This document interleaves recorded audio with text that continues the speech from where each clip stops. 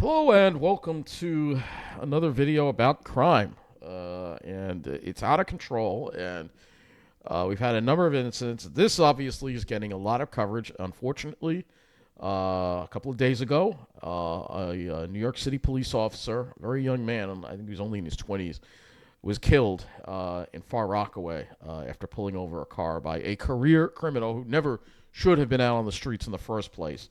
And of course, this is getting coverage because it's the South Shore. The officers from Massapequa Park, so obviously they're talking a lot about it. Yeah, News 12 is just all over South Shore 12, I should say, because again, this is who they serve, you know. And I'm not picking on the fact they're covering this because this is a major news story.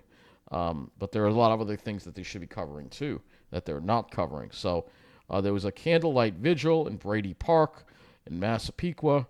He lived in Massapequa Park, and I believe, let's see, I think he was only 24 years old. And of course, Trump is going to be there at the wake services. So yeah, they have a lot of stories on this. They have two stories about this this crime, and what a horrible crime it was. So I'm not going to go to. I'm going to actually go to the. Not to the not to the South Shore 12 story, but we're going to go to the 1010 Win story here about this. So this is the driver that is charged in connection with the fatal shooting of New York City police officer Jonathan Diller. So the man who was driving the car that NYPD officer Jonathan Diller had stopped when he was fatally shot on Queens has been hit with weapons charges. So Lindy Jones, 41, was arrested and charged with criminal possession of a loaded weapon and defacing a firearm serial number. Now, this is somebody who's been a career criminal. This is just another example of what I'm talking about here. Um, he was held without bail and faces up to 15 years if convicted of these charges. But I don't know why he hasn't been charged with minor. Now, he was out on bail for a separate open weapons charge from April 2023. Jones of Edgemere this is somebody else, is not the man alleged to have shot and killed Diller during the traffic stop on Mott Avenue in Far Rockaway Monday evening. Charges are still pending against the alleged killer, Guy Rivera. This is the killer right here. Guy Rivera, 34, who was shot in the back by Diller's partner and remained hospitalized Wednesday. The alleged shooter, Guy Rivera, remains hospitalized and in police custody. Appropriate charges will be brought against him as soon as possible. Jones told police he does not know Rivera and that Rivera was a hitchhiker. So, president of the PBA, Patrick Hendry, said on Wednesday that he doesn't believe that claim. Two career criminals, what were they planning on doing that night? So, according to police, Jones was in the driver's seat of a 2016 Kia Soul, and Rivera was in the passenger seat when Officer Diller and his partner stopped the pair because they were illegally parked at a bus stop around 6 p.m. This happened in Far Rockaway. All right. When the officers tried to get, and this is a major street, I think it was Mott Avenue or something, all right? When the two officers tried to get the men to exit the car, Rivera allegedly pointed a gun at the cops and shot Diller beneath his bulletproof vest. The gun Jones was charged for is reportedly a second gun and is not the same gun involved in the shooting. Diller, a 31, so he's 31 years old, a 31-year-old, very young though, married father from Massapequa Park who had been in the NYPD for just 3 years, was critically injured and died at Jamaica Hospital Medical Center. The execution of a search warrant led to the discovery of a loaded 9mm pistol inside the Kia glove compartment, which is the weapon Jones is accused of criminally possessing and defacing. Due to a 2002 attempted murder conviction, one of the present weapons charges against Jones was elevated from 4th degree to 3rd degree criminal possession. This is exactly the type of individual, the repeat offender, that our hero brother went out to try and take off the streets. It's just horrible. I mean, you know, this is exactly what I mean here. With what goes on here, and you know, let's find another story about this because this only talks about the driver. So we're gonna find another story about this. Let's go to the latest. So here we go. And there's actually a video, which we're not going to show here. But this is a video. So let's go here and find a story that does not involve a video. But you know what? We will not play this video, all right? Because it's too violent, and we're not going to show it. All right. So this happened in Far Rockaway. Yep, Mott Avenue near Smith Street. It's a busy area. Pedestrians were running for cover as shots were fired. This is unbelievable. And this is the person right here. No, that's Lindy Jones. That's the driver. That's the driver. So,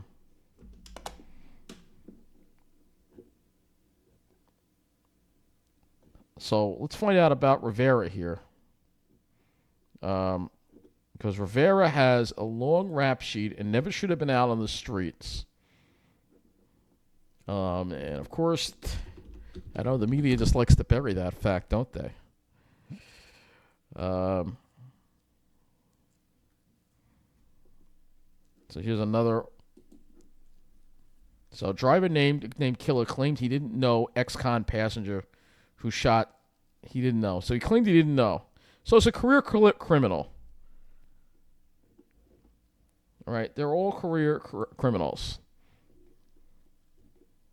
The man in the passenger seat was a 34-year-old ex-con. All right, a 34-year-old ex-con. So they're both criminals. They're both career criminals that shouldn't have been out on the streets.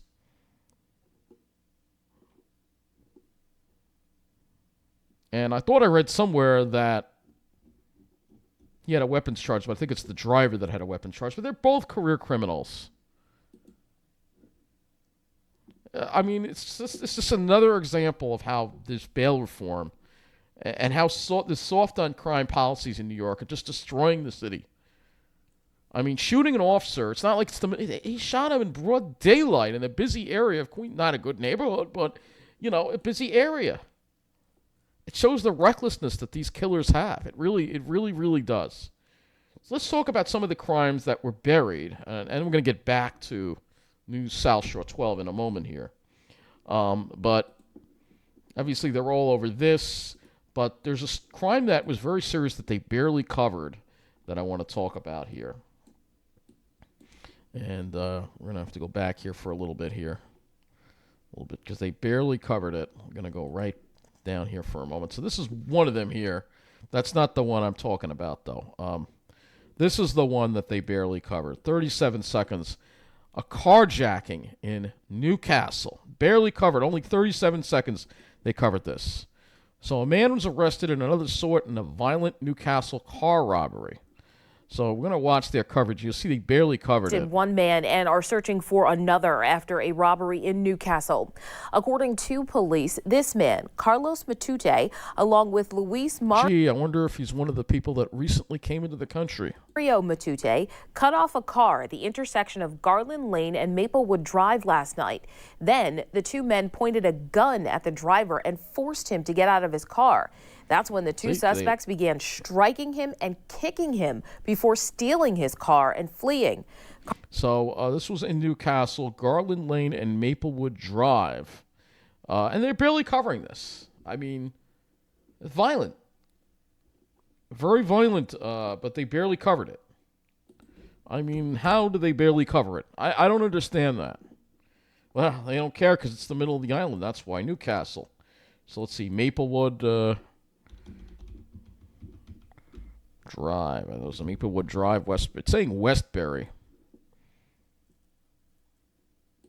Maplewood Drive, and I think that's Cassel. Garland, right here. Yeah, this is a very bad neighborhood. I'm not surprised that it happened over here at all, to be honest with you. Man, even the street view is older. Here's a newer street view, but this is not even wanting to load. So you can see, look at that decrepit-looking house there. Pretty decrepit. Everything looks pretty run down here. Well, some of the houses look better than others, but this is not a safe area at all. And of course, they barely covered it. They should have covered it more. Serious crime they should have covered. Instead, they'd rather talk about, because if it affects the certain people on the South Shore, they're going to talk about it, of course. And here's another story that they didn't even cover at all. A man impersonates an officer to search victim's pants pockets. So a Queens resident was arrested after he pretended to be a police officer so they could search a man's pockets and car on Long Island. It happened in Elmont, of course. Elmont. There's been a lot of crime in Elmont lately. 10:30 p.m. that evening, 32-year-old Michael Mitchell Roby of Queens walked up to a man at a mobile gas station located at 101 Hempstead Turnpike, identifying himself as an undercover police officer. Roby then allegedly began to search the 25-year-old man's sweatshirt and pants pockets before moving on to the man's car. As he opened the victim's passenger door and began moving items that were on the car floor, the victim asked Roby to show him his police identification. At that time, Roby then fled in a red Nissan Altima. He was arrested on Tuesday, March 26th, after investigation. So, yeah, I mean, this is just the kind of stuff that goes on in the middle of the island, This is exactly the kind of stuff that goes on. And then there was another crime that they barely covered. I mean, they did cover the Brentwood thing. Okay, that's good. They covered that, but then they barely covered this. 2 men arrested in a stabbing in Valley Stream. Again, barely covered, only 24 seconds. Yeah, because it's not an enclave community, so they're not going to cover it, right? So 2 people have been arrested after 4 people were stabbed in Valley Stream outside Mood's Lounge Cafe last month. This incident happened after a fight broke out outside of the bar on West Merrick Road. Sam Sellens, 23 of Hempstead, and Devon Johnson, 22 of Roosevelt, have been arrested and are facing assault charges. So if we go back here, it looks like this is 19 seconds. So again, how do they barely cover this? I mean, it's so obvious what this station represents. You look at the people on the screen. Who do you think they are? They're from the South Shore. They're preppy. All right, they're not going to care about people in Valley Stream, and that's exactly my point with South Shore 12. They just don't care about the crime in the middle of the island. Here's another one, another shoplifting at Roosevelt Field that they barely covered. 2 people wanted for stealing more than $20,000 worth of products from the Hermes store in Roosevelt Field. The incident happened in January. They sped off in a black Honda Accord. So, again, only 23 seconds for that. I mean, there are the pictures of them.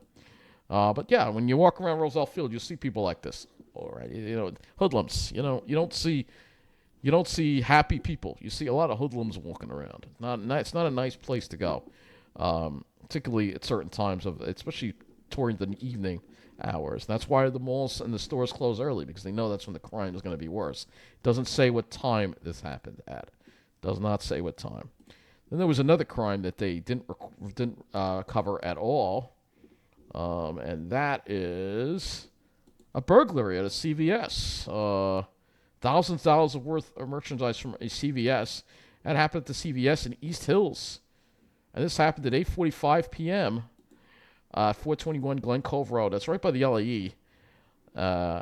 And he walked in and headed into the stock room, and then he began taking assorted merchandise worth approximately $1,600 and fled the scene. The suspect wore a black hooded sweatshirt, black pants, black and white sneakers, and a surgical mask, and he's on the loose. So you had that. I didn't even cover that. I know these are, not major things. They're not murders, but, they are things that they should be reporting on and covering. And then this one, they also barely covered this, too, as well. 2 men were arrested driving a U-Haul after they initially ran away from a traffic stop on Long Island, but then crashed into another car after fleeing. A series of events unfolded Tuesday, March 19th in Hempstead, according to the New York State Police. So, again, they barely covered this. At approximately 8 p.m. that evening, police pulled over 31-year-old Antoine E. Mansfield and 29-year-old Bryant McLaughlin in a U-Haul near exit 27 of the westbound Southern State Parkway. However, the pair fled in his truck, leading to the pursuit that ended abruptly when the 2 ran into another car on Merrick Avenue and North Jerusalem Road in North Merrick. The two people in the second car suffered broken ribs and leg lacerations. So these people are a danger to everybody on the road. All right. When the U-Haul stopped nearly a block later, police arrested Mansfield, who was from Fayetteville, North Carolina, and McLaughlin, who hails from Philadelphia, Pennsylvania. Boy, the criminals want to come here from all over. As the driver of the truck, McGlone was charged with assault, reckless endangerment, unlawful fleeing, leaving the scene, and as a fugitive from justice from Pennsylvania. So he's on the loose.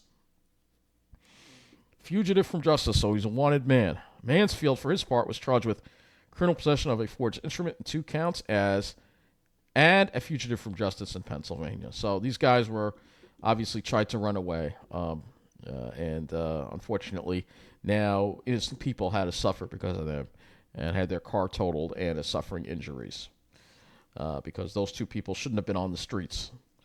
But somehow they were. I guess that's a problem from more of Pennsylvania's problems. But let's see.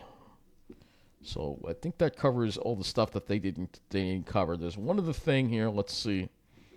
I think that's it. So that's it as far as crime goes on Long Island. But the city is out of control, and we want to get back to that because that is something that really is just really out of control of the city. You know, I mean, the crime on the subways in particular continues to get out of hand.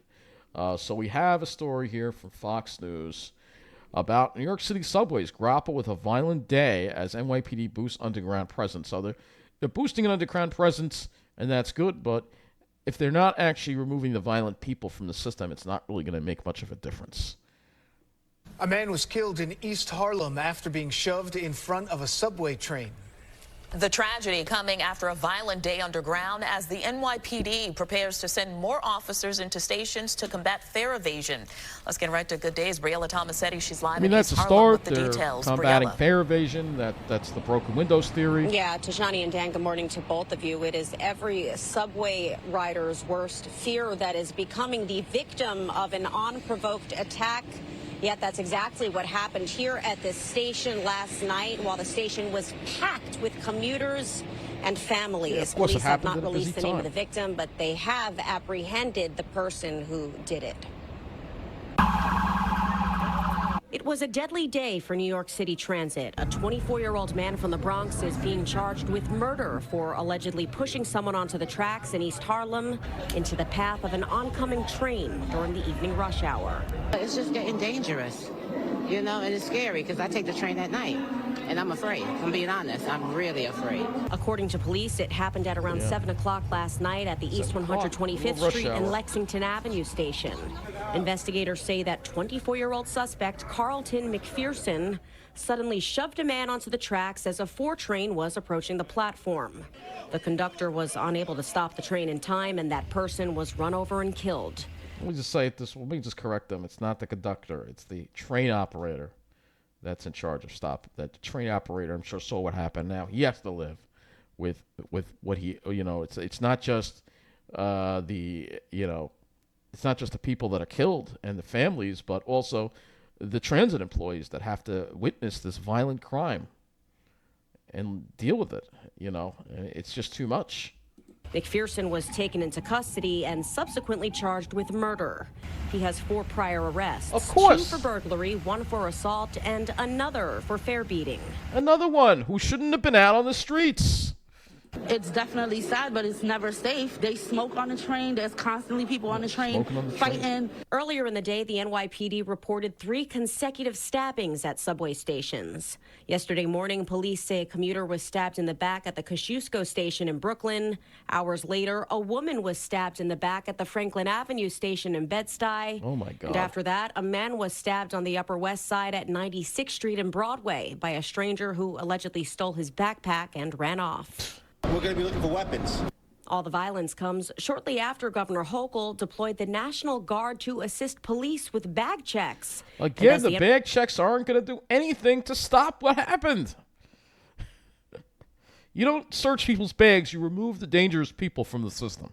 That's what you're supposed to do. NYPD surges hundreds of officers into the transit system to focus on fare beating. 800 cops being surged into this system over the next 5 days at strategic locations based on crime, MTA statistics. I mean, this is this is the right approach because most of the people who are committing the crime are people who haven't paid their fares.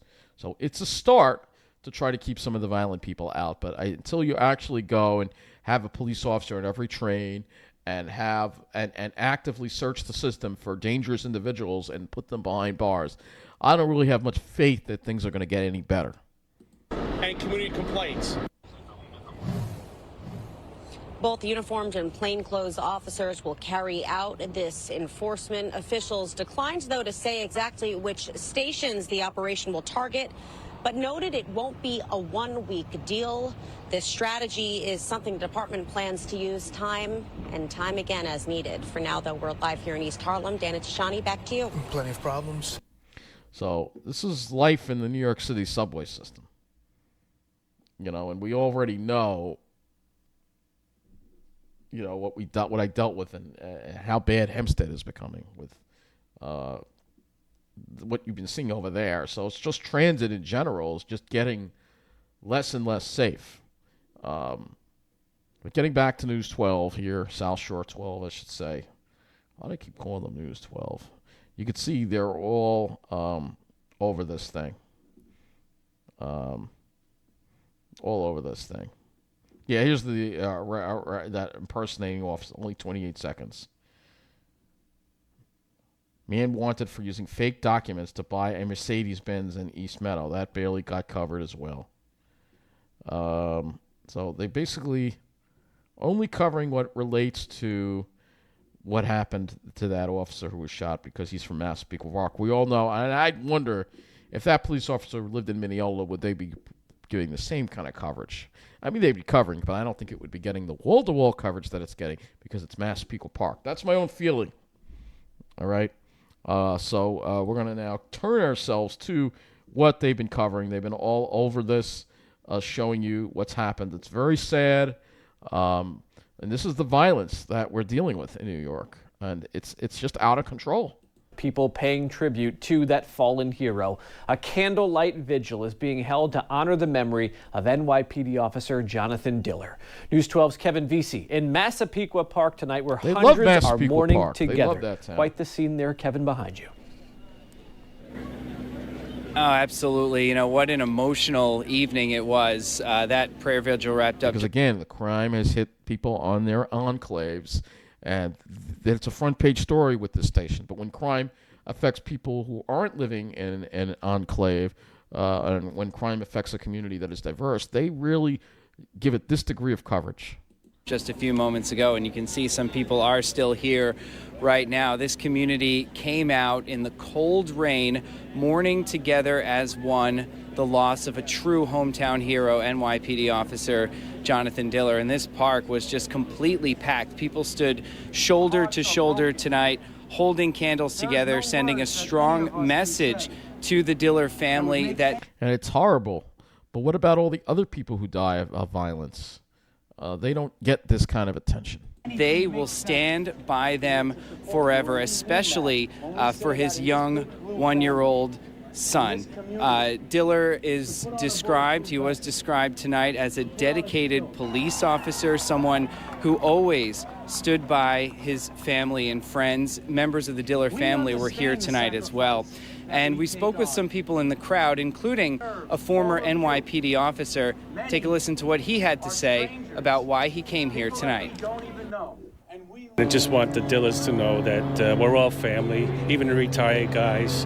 We never lose that, and I survived it, and I feel bad, for him and his son, and it's just a shame that he had to, the family has to go through this, and we're all with them.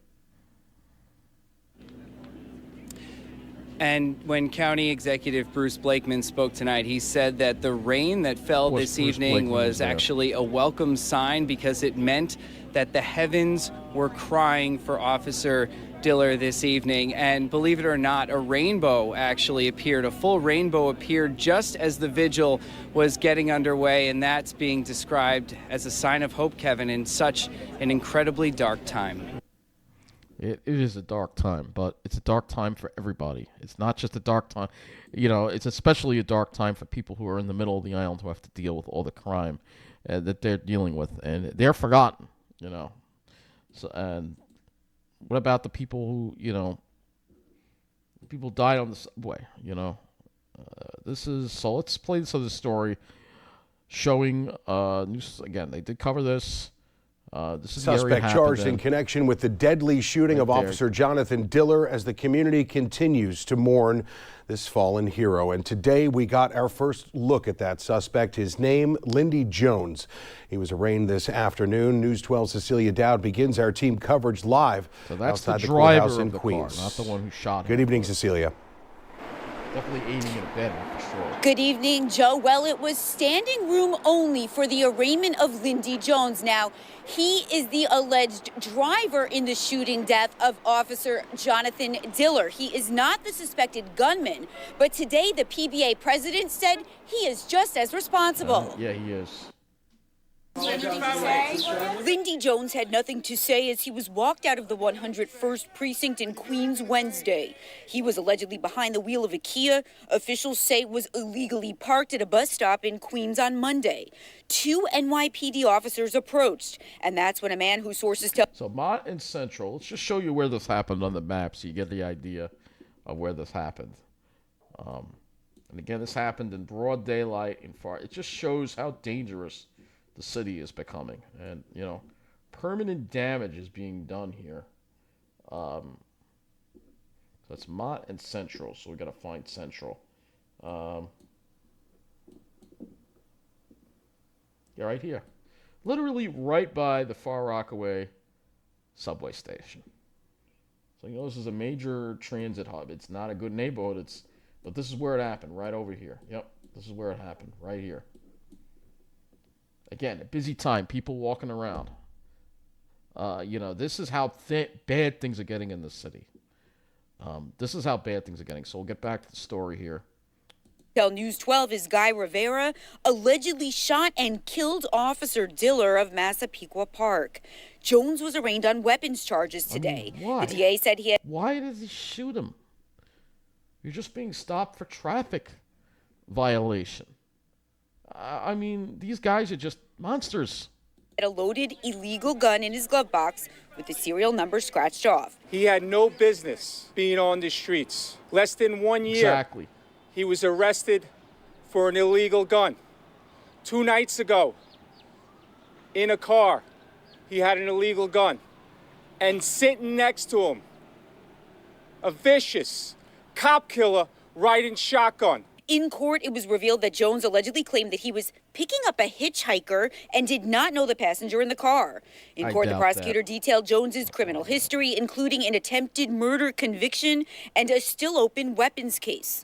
The PBA president called him a career criminal. It was a sea of blue at court. They were probably out there looking to commit a crime. That's probably what happened. Support of a fallen brother. As you can see, all through this crowd, how much he was loved by police officers in the 105 precinct, CRT, that's behind me. He loved doing the job. He loved protecting the people of this city. Today is a road to justice. Now, Jones is being held without bail. He is due back in court on Friday, and he faces a total of 30 years behind bars. Prosecutors say that includes this case and that open weapons case. Now, the PBA president said today that these attacks on police officers have to stop. He said the criminal justice system is broken at every step. I'm reporting from Queens, Cecilia Dowd, News 12, Long Island. So this is just unbelievable. So, this was a good story that they covered this. And they should cover this. I'm not saying they shouldn't, but there's other crime that they should be covering too that they're not covering. That's the issue that I'm having right now.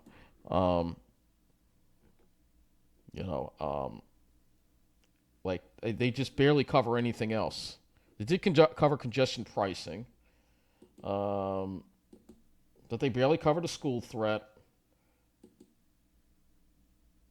Massapequa, of course. They love Massapequa. They're always in Massapequa, It's unbelievable.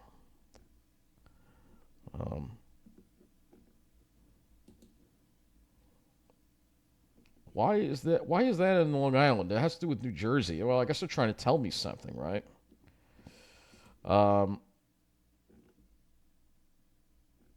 So anyway, the bottom line and the point I'm trying to make in this video is that crime is out of control. And this governor, she's out of touch. She has no idea how bad it is. Oh, look at this. We have an assault to the Queens. I mean, it's just out of control. We are in a major crisis with crime right now. Because we have criminals that are out on the streets that shouldn't be out on the streets. And the point I'm going to make right now is that this officer and his family wouldn't be suffering right now if the New York criminal justice system was doing its job. Doesn't even want to show it on the screen now, but yeah, we'll just show you this here. The criminal justice system is a failure in this state. We have dangerous people behind that are just committing crime left and right that should be in jail. Hochul closed prisons. It's like the Ghostbusters movie. They let all the demons out of the vault. Well, we got to get them back in there again. How many more people have to die because of New York State's failure to put dangerous criminals behind bars? Doesn't matter whether it's a police officer or a civilian. People are dying. This is a crisis. And the governor and Eric Adams still don't get it. We've got to get dangerous people behind bars again. Anyway, that's it for this video. Thank you for watching.